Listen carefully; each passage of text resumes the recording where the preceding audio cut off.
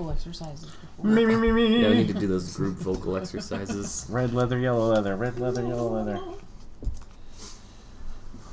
Are we going? Good. Okay, welcome to Meet Your Monsters. My name is Abram Aiken. I'm here with my lovely girlfriend Kathleen and my friends Colby Kelly and Matt Wilkes. His other girlfriends. Other girl. Woo! Meet Your Monsters is a podcast in which I show my friends horror movies that I love, and we find out if they can overcome their fears. I will say their bitch fears, and join me, or if they just think my movies suck. Either way. Tonight's movie was Phantasm, a 1979 movie from Don Coscarelli, starring Angus Scrimm, A. Michael Baldwin, Bill Thornberry, and Reggie Bannister. Fucking Reggie. Reggie is the everyman actor. Reggie the Bannister. Yeah. Bannister. I used to have a t-shirt with him on it. It's fucking awesome. I lost it. I don't know where I went. Should just make some. Now, when I first saw this movie, my family was staying with another family, and the woman, her husband had MS, and so he was bedridden, and she was taking care of him, and they had this really big house that in the downstairs had like this jacuzzi and this waterfall and this dance floor. For us coming from the trailer park, it was like a mansion. But she let us stay there because she was nice, and I guess my parents were friendly. Didn't end quite so well. But that's a whole other story. But anyway, okay, our other podcast, Abe's Life. Yeah, that's the story of Abe. Yeah, especially right before Mother's Day. But anyway, so she had this these sheets of paper with every one of her VHS movies on it. And they had these big-ass beanbag chairs, and I used to sit in the basement. We had friends like that, too. They had this huge wall of movies and had them all listed alphabetically, and they had this journal you could go through and go to their house and borrow movies. Yeah. Which is great, because we were also in a trailer park and couldn't afford Blockbuster. Right. Yeah. She was awesome. Yeah, whenever you'd find a rich person that liked to catalog the movies they recorded, you were in heaven. But they were nice to us, and I would sit down there, and I would watch movies in the beanbag chair. And I just happened to see one called Phantasm. I went, oh, fuck it, I'll check that out. And I remember my brother was trying to hook up with her daughter, and so they were off in a room somewhere. Fantastic. And, yeah, I don't think he ever managed to seal the deal, but who knows? He would lie and say that he did. I'd like to probe you in my orb. But I watched the movie, and I think what really made this stick for me was I was about the same age as Michael was in the movie. And he was this kid, and he was off having adventures and fighting the tall man, and like he was drinking beer and stuff. Like it was every crazy thing. Like he had no parental guidance whatsoever, and I really didn't either because my parents were whatever, off doing their own thing, and he just had adventures as to where I sat there and watched fucking movies. And so I loved the movie. I loved everything about it. I've seen all 4 of them. Today I told you guys I saw the trailer for part 5 and I fucking pissed my pants and danced around the house for an hour. So what did you guys think? Well, had everyone seen Phantasm? I've got a similar story. Which Phantasm is it when he's got the frisbee with the nails on it? 3. I was watching that on TV, and when you're a little kid, you want to do whatever your dad's doing, so I was like, yeah, this is awesome too, but all I can remember is that guy throwing around that frisbee with the nails in it and thinking, god damn, that's badass. Yeah. I imagine we'll get to that one eventually. Yeah. Especially with part 5 coming out. I'm doing like a Phantasm movie. Phantasm marathon, make it like a 3-hour podcast. Yeah. Each Phantasm in detail. Anyway, what did you guys think? Had everyone seen it? Yeah, I had seen it before. Yeah, I saw it. Obviously. Yeah, it's a fun movie. Yeah, I enjoyed it a lot. Kathleen, you're awful quiet. It's just all right. It's not my favorite. It's it's a 70s movie from a 19-year-old director. You got to kind of consider what they were having to work with. It was pretty, The one thing that you can't deny though is the characters are so unique that it's just fucking cool to watch. Yeah. Angus is so awesome. He's so tall and strange looking, and then Reggie's got that like ponytail. The whole time I was wondering, I was like, can he take his fucking ice cream man bow tie off? And that's what I mean. Like it's really cool because you could tell who everyone is just by their little outfits. It's fantastic. And that one kid's amazing hair. Yeah. Everybody's got 70s unique hair in this movie. Why don't we move right along to the sinister synopsis? Synopsis? Yeah. I'm thinking synapse when you push. Anyway. Alright. Enter the stunning and surreal world of Phantasm, where nothing is as it seems and every move you make could lead to a fate worse than death. Writer-director... Like hemorrhoids? Writer-director Don Coscarelli, director of The Beastmaster also, delivers his sci-fi... Beastmaster? Yeah. The movie's I'll be badass. damned. He delivers this sci-fi/horror classic that has spawned a cult of fans worldwide, which Newsweek calls off-the-wall, scary, and marvelous. The story centers around 13-year-old Mike Pearson, played by Michael Baldwin? No relation. He had always thought that the Morningside Cemetery was a little creepy, but when he witnesses a body being taken away from a grave by an undertaker with superhuman strength, he decides to investigate. What he encounters in Morningside's white marble halls include a grisly murder, a horde of cloaked mini-monsters who want Mike as one of their own, and the evil tall man. Now, if I were to sum this movie up, because I've tried to explain to people what this is about, and it's a strange one, but essentially what's going on is an alien undertaker is snatching corpses and smashing them into midget slaves. Pretty badass. Yeah, that's wild. Why is he pre-smashing him? I mean, isn't the gravity going to do that anyway? I think it's so they can withstand it, so they can get right to work when they get. Yeah, to they the can planet. withstand the gravity of the Crimson Planet. You didn't know it was called the Crimson Planet, did you? Oh, you made that up. I might have. I got that from the Reggie Bannister fan club.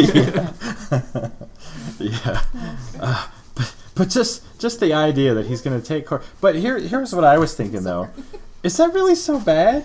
I mean, they're dead. What the hell are we going to do? If he can reanimate him and put him to work, I mean, maybe he could do like a 50-50 thing. Yeah, and give like us they should welcome him. Be like, you know what? We need like some coal miners. We'll send these dead miniature corpses down there. Yeah. Nobody gets black lung anymore.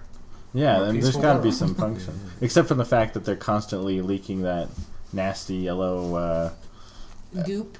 It was goop or maybe embalming fluid. I don't know Kind what of the looks hell's like going mango on. custard. Yeah, it was probably something similar. Why Froyo. don't we move on to the terrifying trivia, Kathleen? All right. Hit it. Well, Don Coscarelli, who's the writer and director of Phantasm, took the title from an Edgar Allan Poe piece. I guess he used the word a lot in all of his writings. He certainly did. Special effects in this movie were awesome. The ball, or the little silver sphere, was actually guided around by fishing wire, or fishing lines. And what they would do is they would have it be thrown from behind the camera by a baseball pitcher, and then the shot would be printed in reverse. What was the budget? That's Who was the pretty pitcher? Yeah. All right.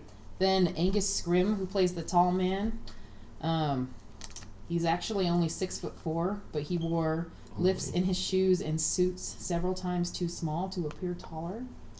That's a good idea. I heard they did the same thing with George in Seinfeld, but to make him look like a dork. All his clothes were too small in that show. It worked.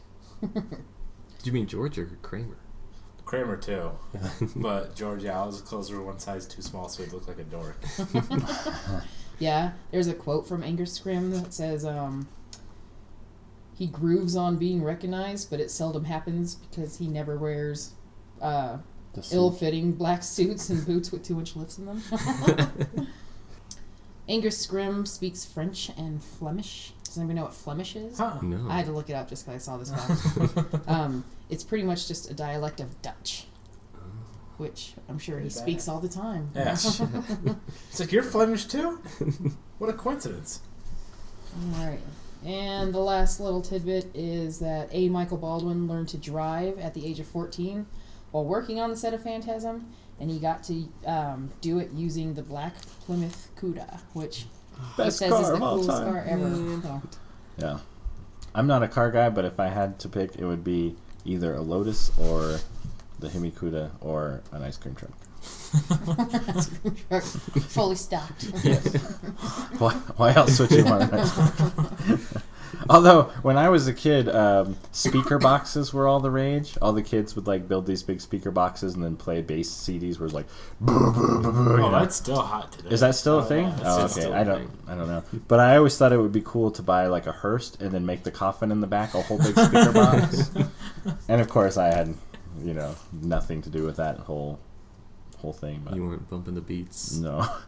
out the back of your caddy? Come on. That's why I've always been old. 'Cause I was everyone's more like- it doesn't sound as good when it's that loud. While everyone was bumping the beats, I was like, "Mom, take me to Roller City. I want to play Star Wars." She said, "You can't even skate, fat boy." I could skate. I'm picturing you in knee highs, short shorts. That's not bad. And now for the mathematically perverted, a segment we call the Colby count. Okay, so the Colby count. Again, we like to remind you that we count boobs individually. Mm-hmm. So in this movie, there were 3 boobs, and depending on which ending happened, there were 3 to 4 bodies. That's Phantasm for you. But if there was only 3, that's the first time that they've tied. That there's been a boob, the same boob count as there was the same body count. Now, wasn't it 3 boobs from the same girl? Like, she only had 2 boobs, but we saw them. You saw 3 of them. Like, saw them in the 3 beginning, you different see times? one boob. Later, you see both boobs. Yeah. Yeah. So each individual boob, even though it's the same person, counts? Yeah. So now you're getting like quantum perverted mathematics. Okay, check this out, right? abstract. I'm gonna break this down for you. Okay, if it shows a girl and she's got her clothes off and you can see some boobie, and it's in one sequence, then you don't count. You just count it as one boob. But if it's in the beginning and then you see those boobs again later in a different sequence, that's a whole new count. I've got a crazy concept for you. Okay, same woman naked, like on a dolly, or not dolly, it was a lazy Susan, just spinning around. But it cuts back and forth. But you see the same boobs come spinning around, and then like 5 minutes later, you see that boob spinning around again. Do we count those? Only as if there's a individual scene in boobs? between them. Yeah, Okay. that would be a crazy boob count. Did you mention the pasty man ass? I would rather not. Yeah, there was definitely. There was well, we're equal opportunity perverts. There was Yeah. some pasty man ass. Like half an ass, he half-assed. Yeah, it. He was fit, but yeah, I need to get some sun on his cheeks. Yeah. And okay, so what I thought was the biggest what Coscarelli was really going for was the motor or the boner murdering, where what he would do is he would show you the lady in lavender and then show you her boobies and you're like, "Oh, yeah, I could get off on this." And then the next thing you know, it's like Angus Scrim. Yeah, And he murdered your boner twice. absolutely. Yeah, so that's really what Phantasm is about. It's about Yeah. oh, you want to jerk off to crappy horror films? Yeah. Take this boner It's and like then kill it. when you watch like those A&E biographies of like M. Night Shyamalan, and he was like going around making movies in the forest behind his house. That guy Coscarelli, he was like running around like cutting up like Playboy magazines and shit. Like, take this, everybody! You'll never enjoy these boobs again. Cut all the boobs. Yeah. He just come like pound on the window while you were whacking it. Boner killer Coscarelli. There he goes.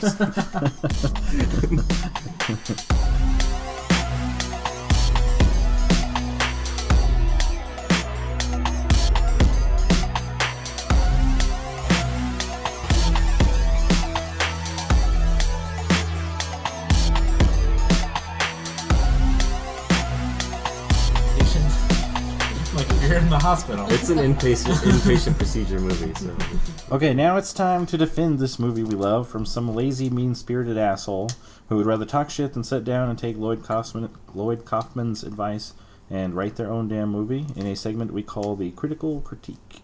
The first of our 2, I guess this is a total of 4 sentences reviews. The first is one sentence by Stefan Berger Stephenson, I'm guessing. Oh, so boring. You cunt. That's it. That's it. Oh, so boring. He probably got paid like $200 to write that review too. I Like, doubt he got paid for that. If No, he is from SBS.is. They I have don't. no fucking clue. That's the ritziest. That's like working for Esquire or something. Like he is. Pretty much Variety magazine. Why would you take the time to type that? Yeah. What compels a person to write a one-sentence review of a movie to give it a negative review? Because he gave it the negative, or the Rotten Tomato, the squished splatter. tomato. Yeah. You prick. That's all I I gotta got say. everything I needed from it. Yeah. Well, this guy said it's so boring. So I guess I don't know. Well, maybe I'll see it. Oh yeah. Stephenson. Fuck that guy. Like Do you think like his Stefan review of The Godfather was like, yeah, pretty good. Yeah. He probably wrote like 20-page review that was really good, but he's got a super strict editor. He just tweets his It's like, reviews. this whole shit about the cinematography, we can cut that, right? Yeah. You couldn't mention that the guy was... Okay, I said 19 earlier. The thing I read said 21. Anyway, he's like the youngest director in the world at the time. Yeah, that's pretty impressive. You couldn't at least mention like, hey, this is a pretty cool movie. You couldn't but no, cut so boring. The first timer some slack. Okay, so part 2 of our Too lazy to write 2 fucking sentences. He couldn't even write 2 sentences. so boring. I don't recommend it. Sure, No. sure. So boring. Yeah. Anyway, sorry. What about it was boring? Just give us one example. Nah, Yeah. it's just so boring. Yeah. And then Widget Walls. I'm Do hoping they- that's a nickname and not his real name, because what kind of parents would name their kids Widget? No. I shouldn't say that, because what there's somebody listening to our podcast named Widget's like, fuck this, I'm Yeah. unsubscribing right now. If there's any widgets out there, please let us know. Is there like some name requirement? Stevenson Widget Wells? Or what? Yeah, they all have to have the superhero alliteration. Of the website needcoffee.com. Oh, I need coffee. I'm a coffee person. I don't like Mondays. Okay, so here I'm gonna go by sentence by sentence. Sentence number 1, ugh. And a period. Oh, okay, Well, okay. that matches. Sentence number 2, this Charlie is Brown. a classic of the genre. What? Sentence number 3, are you sure we watched the same movie? That is brilliant. Yeah, what a dick. Boy, he knows how to write a twist, doesn't he? Yeah. Ooh. Just set up. Yeah, and that plus like I don't know. What was his name? Widget? Widget Fuck Walls. you, Widget Walls. Widget Walls. If I were to write a review of his review, it'd be like, did we read the same review? I don't think so. I must not have my coffee yet. Yeah. You whiny little bitch. Fuck you. It's a good movie. Fuck yourself. Okay, Fucking A that's it it. is. And if you should happen to be a former sniper, I apologize. But fuck you, that was a good movie. Yeah. You're crazy to not like that movie. He was a sniper, and then he got dishonorably discharged because they're like, you can't have coffee on the front lines. He's like, need it. but Sergeant, I need my coffee. Okay, so now we shall return from the dead with tropes and themes. What do you got for us? This has got some crazy dream-like sequences. There is, surprisingly, for a first-timers movie, there's a lot of symbolism and a lot of themes that pop up that are pretty cool. Was there a theme regarding the hair? Oh, gosh. Yes. Floppy. That You like thing- how I drew his hair right here? I think I got the perm right. But some of the tropes that came up are, in every movie where they have to prove that something weird's going on, whatever evidence they have, it's got to disappear. So I was kind of surprised when he showed his brother the box that the finger was still in it, Yeah. usually. But it disappeared by the time they gave it to any person of authority, like a cop or something. Yeah. You know what was cool about this too was like he shows his brother the finger, and his brother's like, "Oh fuck, we gotta do something about this. I believe you." And the finger disappears, so they don't have any evidence to take to the cops. So they gotta Yeah. take matters into their own hands. And another trope is having sex in a graveyard, which seems to happen a lot in movies. Yeah. Which is weird. Me personally, never happened, but His parents. I'll don't have to hang try it in out graveyards. sometime. Now, Apparently, I used to hang out with some girls in a graveyard, but we never got it on. I would have liked to. do you think that would have been the right place for that, Abe? I think it It's a little would. I think disrespectful. at that age, any place is the right. When I was in junior high, we'd like schedule a lot of fights at the graveyard. Only one side would show up. Your dad being at the graveyard. Yeah. That's how all high school fights Yeah, are. it's just like we're like, yeah, go kick his ass, Mike, and then we get there, like, where's he at? He's not coming. He's not going to be punctual. And then like This next guy. week, we'd be like, let's just not go, guys. Let's just go home and play Siphon Filter on PlayStation. One of the big themes of the movie seemed to be doorways. I don't know if I'm just dumb and reading too much into this, but there seemed to be like a lot of doors. There was. Portals, windows. Just like in every shot, he was going through some kind of squareness. He went through 2 car windows in the same night. Yeah. Yeah. Yeah. And I liked a bit of foreshadowing. It wasn't exactly subtle, but there is a huge poster in his room of a space landscape, and you're looking at the Earth from the moon in his room poster, and there's a doorway that just happens to lead to another planet in the movie. Yeah, that's cool. I didn't think of that. Yeah. And I really liked the deal where they brought back, they did the callback to the tuning fork when, Reggie, He opens the portal. yeah, well, actually, no, he didn't do that. What I saw it as is that those tuning forks were resonating with Earth so that they could open up a portal, and when he put his hands on it, he stopped the resonation, and it started fucking shit up. I like that. That's cool. Yeah, well, that was way better than what I Yeah. was thinking was going on. Well done, Matt. That's I that. thought it was It's like a whole new movie. I thought it was just Let's like, go watch it again. like two of those touch lamps. Like I thought that's what's going on. Like they just shut off their house. He's like, why didn't you use the clapper? No, that makes perfect sense because that's a cool way Yeah. to open a portal. And then it, Sound. Nice. and I don't know what kind of, I assume they were trying to do some kind of symbolism with the god, like there was some kind of faces of the gods above the doorway into that room where the tuning fork thing was, but I didn't recognize who the gods were, so I probably missed the symbolism. I thought it was, and this would kind of go along with the theme. I could be way off. It could be statues of his fucking uncle. I have no idea. But it looked to me like Zeus, Apollo, Mercury, those sort of figures. But I could be wrong. I don't know how that. Yeah, Yeah, it'd be interesting to read more into that. yeah, that would be worth researching because that'd be a cool element. But then again, yeah, like that's a lot of effort for someone to put into a But- script Yeah. and set. It was probably just something like Led yeah. Zeppelin. That's their faces. yeah, The Beatles it out was there. probably something as trivial as like we need something to mark this door so people recognize it. Put that fucking thing up there. That looks cool. Yeah, but it would be cool if it was something like the gods. That's all I've kind of got for that. I don't know. Did you guys see anything that Uh, kind of struck you? I really like what you said about that Yeah. tuning fork thing. That's Yeah, cool. you blew my mind so much that I can't think of anything else right now. Yeah. I was like, holy shit. That's unlocked Phantasm. I'm gonna see Too it in a bad. whole new light now. Too bad nobody can still figure out that ending, though. I don't know. Okay, so Here's the other weird thing about it. Reggie's ponytail was shorter, too, at the end. was it? Yeah, it was like a little nub at the end. Oh, Yeah. And he wasn't wearing his ice cream man get up. well, He didn't have the Or bow was tie? he even an ice cream man? You don't Yeah. know. You don't know. Reggie in real world was a lumberjack. he wakes up. He's like, "I dreamed you were a fucking ice cream man with a little bow tie." Can you believe that shit? It's like, are you fucking high? You know what's cool is Me, an ice cream man. yeah. In Phantasm 4, they spliced in a bunch of footage that wasn't used in Phantasm 1.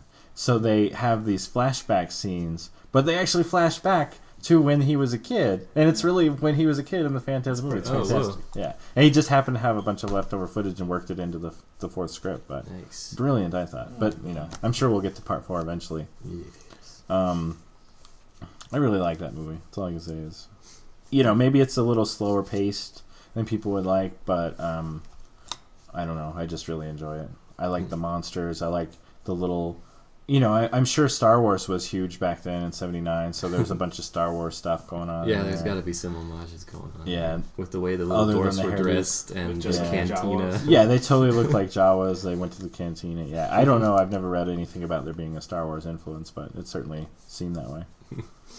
And of course, there's aliens and Yeah, stuff. it was awesome. Yeah. Tall people freak me out. Short people freak me out as a whole. You were That's freaked the thing. out. There's a very narrow Yeah. window where Colby isn't freaked out. Yeah. Medium-sized people. Let me rephrase that. Not anymore. As a kid, people freak me out. Now I'm very open and tolerant of small people. Tall people still give me a little I have bit, short though. friends, okay?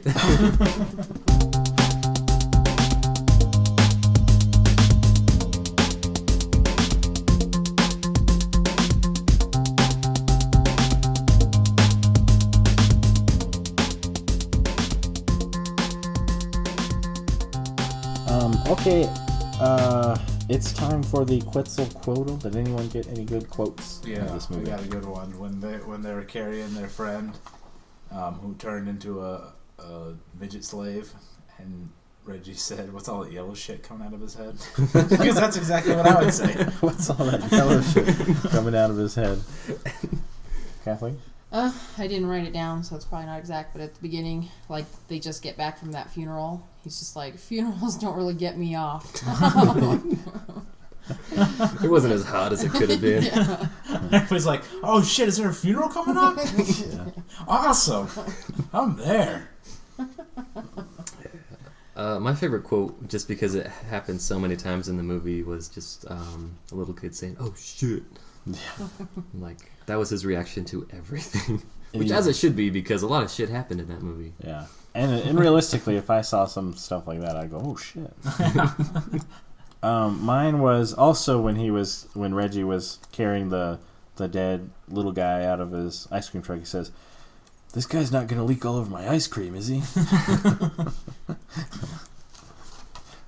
Always the professional ice cream man is our Reggie. I like how it was a thing that he brought that kid's older brother along with him to sell ice cream. Like, yeah, man. There so was fucking rad. there was a lot of camaraderie between the characters. You got a sense of a world that they lived in together. Again, which we touched on an earlier podcast. It really, you don't see that movies No. anymore. You don't see people liking each other. Yeah, I mean, Really. the kid followed his brother all over because he was afraid he was going to leave him. It's really lost in horror movies now. Like, every horror movie these days has to be like a broken home. Like, Yeah. dad's estranged, the daughter's Oh, suicidal. and if you watch a Rob Zombie movie, which I love anyway, they're almost all just these mean white trash people. I'm Every one of them. gonna take a step forward and say Rob Zombie movies suck. Yeah, Oh. You need a Critical critique. Well, that's what we'll do. We'll do a Rob Zombie movie next. We'll do my critique as the critical critique. Fight Yeah. about the Rob Zombie. But You have to make them watch Salem. Yeah. what is that? Lords of First Salem. movie ever. That was his Yeah. last movie. Oh, It was Yeah. so boring. And right at the end, when you think something was going to happen, it just didn't. Like, Okay, so our next review is from But- Kathleen. It says, Yeah. well, going back to the camaraderie thing, was this like an independent film? Well, I'm assuming it was, but like, did these people know each other before they made the movie? I really don't know. I believe he got the money to make it from his parents, if I remember yeah, I correctly. think I read that too. And The it's credits like- are loaded. And but if you notice, Years almost old. everyone, with the exception of Bill Thornberry, they all had the same name. Their character was just them. So I imagine that they all did. I kinda mean, know each other. it just kind of seemed like I'm gonna like look you're it saying. up. There's a lot of camaraderie. Like, you know, they both played the guitar. They both seem pretty musically inclined. Fucking like, good guitar player. We forgot about that. Yeah, that was awesome. Yeah. They were wailing. Yeah. and you know, it just kind of seemed like they're trying to show off a little bit with the movie too. There was a lot of gratuitous car shots. And There was. their awesome guitar skills. But if that car today is valued at, in some instances, of over $2 million, that's more than the budget for their movie. They should show that They car. could have sold the car. Although I did hear that Coscarelli has no idea what happened to that car after the movie was made, What? but he does have the convertible from part 2. wherever there's somebody wearing a jean jacket. Yeah. Yeah. Anyone else got anything? I got a good one from the parental guide. What? A frightening, intense scene. It says a teenager is terrified when he cannot remove his hand from a box. That was the part they found most offensive. Yeah, like don't bring your kids. If fucking gets his hand stuck in a box. If kids see Fucking this, have nightmares about they're having their gonna- hands in a box. I kids think see this, they're gonna start sticking their hands in random boxes. You know what that I think too. that's a safe sex. metaphor.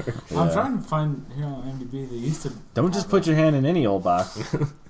They used to But have. when you do put it in there, don't be afraid. Yeah. On IMDb, you used to be able to look at what the movie's budget was, and I can't find it. if a girl brings you into her house and says, "Put your hand in my box while Grandma watches," don't be afraid.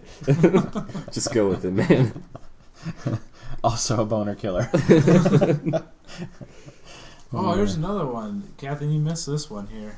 It was originally rated X by the MPAA because of the sequence when the guy gets his head drilled in.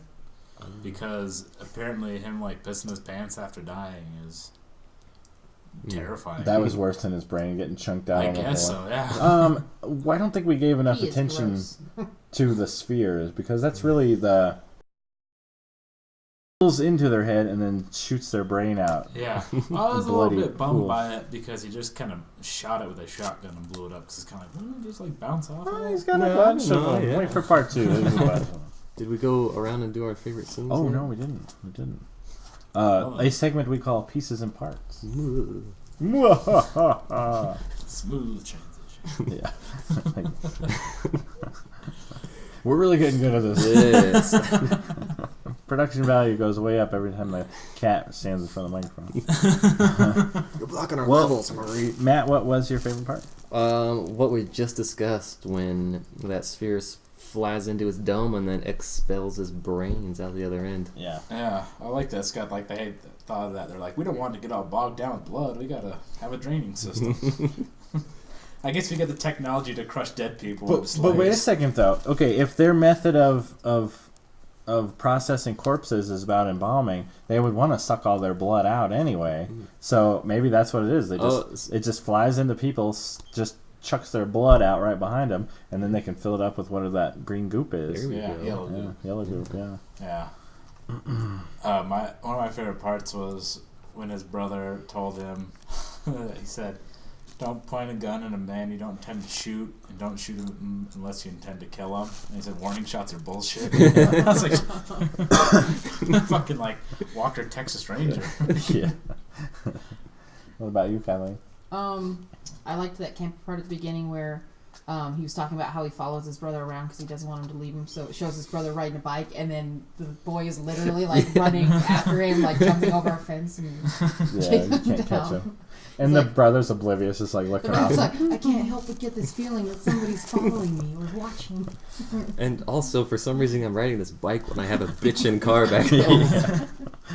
He was trying to get some exercise. Although they did work on that car an awful lot in the movie, so maybe it was one of those Maybe it had some times where they... problems. Maybe they're just admiring it. They're like, I think "Fuck, that's look at what those it pipes. Yeah. That fucking cord goes from that end to that end. It's incredible." My favorite scene is when he's banging the chick on the Gravestone? the gravestone, yeah, and the kid goes screaming past, and he stands up and he's got like panties in his mouth or His something, teeth like and clenching he his says teeth. "It's my kid brother. I think he's got some sort of problem." All while still clenching the panties Yeah, in like his teeth. between the girl's legs, he's just like, "Yeah, you wait here while I go find out." It's fucking hilarious. I like the part when he gets chased after in the mausoleum by the tall man, and then he squishes his fingers in the door, and they're kind of there tapping, and he's like, "You know what? I ought to fucking like take some evidence," and just hacks his fingers off, and he's like, "Got one. Let's book it." Yeah, that was cool. Well, that is the end of Meet Your Monsters for the week. Thanks for watching this movie with me, everybody. And thanks for listening to you people who are listening. If you want to follow along, next week's movie will be Feast. All right. See you then. Bye. Bye. Bye. Marie, any last words?